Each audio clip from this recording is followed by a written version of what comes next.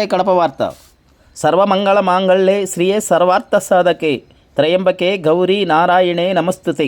గత 400 సంవత్సరాలుగా భక్తుల చేత పూజలు అందుకుంటున్న క్షేత్రమేది? రాఘవేంద్ర స్వామి అధిష్టాన దేవత వెలిసిన శక్తి క్షేత్రం ఎక్కడుంది? నాగుపాము ప్రతి శుక్రవారము అమ్మవారికి ప్రదర్శన చేసే మహాక్షేత్రం ఏది?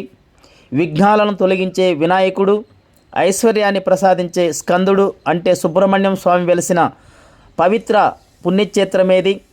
అదే నారాయణ రెడ్డిపల్లిలో వెలిసిన శ్రీ శ్రీ మంచాలమ్మ దేవస్థానం.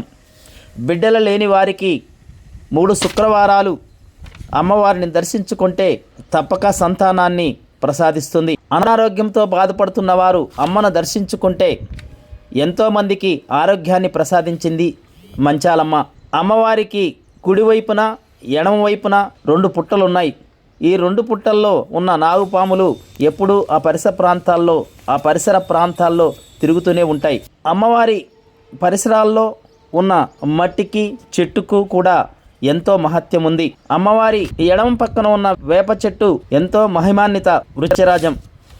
ఈ చెట్టు వేప పుల్ల తుంచినా, ఈ చెట్టుకు సంబంధించిన వేప పుల్ల తుంచినా అప్పుడే వారికి ఇబ్బంది కలిగించే వేప చెట్టు కూడా ఇక్కడే వెలిసి ఉంది. అమ్మవారి చుట్టూ పచ్చని చెట్లు భక్తులకు ఎంతో ఆహ్లాదకరాన్ని ఇస్తాయి. ఈ శక్తి క్షేత్రంలో 3 రోజులు నిద్రించడం వలన అన్ని రోగాలు ఉపశమిస్తాయి.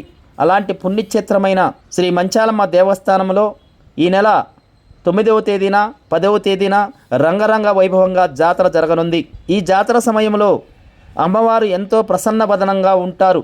కావున దర్శించుకున్న ప్రతి ఒక్కరికి వారి కోరికలను, వారి ఇతిబాధలను తొలగించే అవకాశం ఉంది. వారి కోరికలను తీర్చి వారి ఇతిబాధలను తొలగించే అవకాశం ఉంది. 24వ తేదీ శుక్రవారం రోజున అమ్మవారికి ఓ నాగుపాము ప్రదర్శనగా వెళుతున్న దృశ్యాన్ని చూసి తరించండి.